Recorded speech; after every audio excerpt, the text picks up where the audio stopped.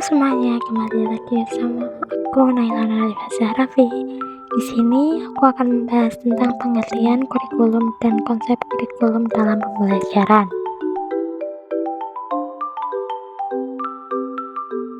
Materi yang pertama yaitu pengertian kurikulum.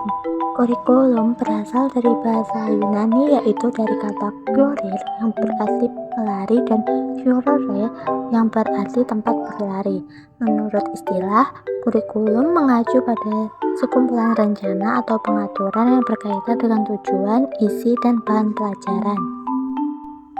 Sedangkan pengertian kurikulum menurut para ahli yaitu yang pertama Robert Sess. Robert Sess berpendapat bahwa kurikulum adalah serangkaian mata pelajaran yang harus dikuasai. Yang kedua Seller dan Miller.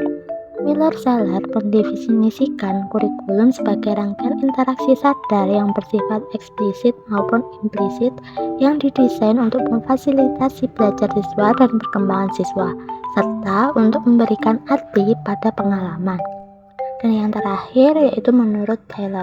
Menurut Taylor, kurikulum adalah seluruh pengalaman belajar siswa yang dirancang dan diarahkan oleh sekolah untuk mencapai tujuan pendidikan. Dari ketiga pendapat para ahli tersebut dapat disimpulkan bahwa kurikulum adalah seperangkat sumber materi belajar yang harus dipelajari.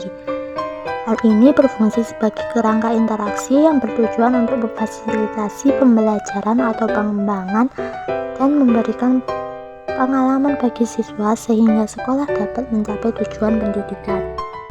Yang kedua yaitu konsep kurikulum. Konsep kurikulum dibagi menjadi 3 bagian, yaitu yang pertama, kurikulum sebagai ide. Ide atau gagasan tentang kurikulum hanya ada dalam pikiran orang-orang yang terlibat dalam proses pendidikan, baik secara langsung maupun tidak langsung. Konsep kurikulum sebagai ide bersifat dinamis dan selalu berubah seiring dengan minat dan kebutuhan siswa, ilmu pengetahuan, dan teknologi. Hal ini mencakup pemahaman tentang tujuan pendidikan, prinsip-prinsip yang diterapkan, dan pengetahuan atau keterampilan yang dianggap penting oleh siswa. Konsep kurikulum yang kedua yaitu kurikulum sebagai dokumen atau rencana pelajaran.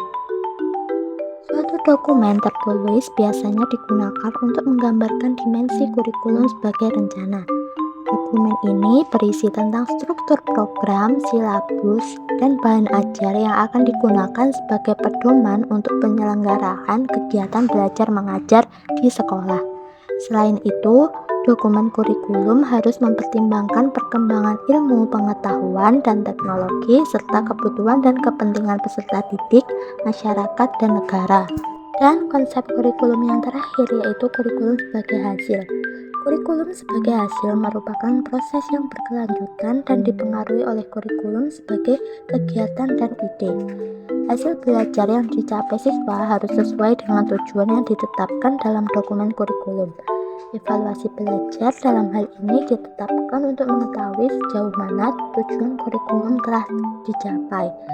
Dalam hal ini melibatkan penilaian terhadap pemahaman dan penguasaan siswa terhadap materi pelajaran, keterampilan yang diperoleh, dan perkembangan secara keseluruhan.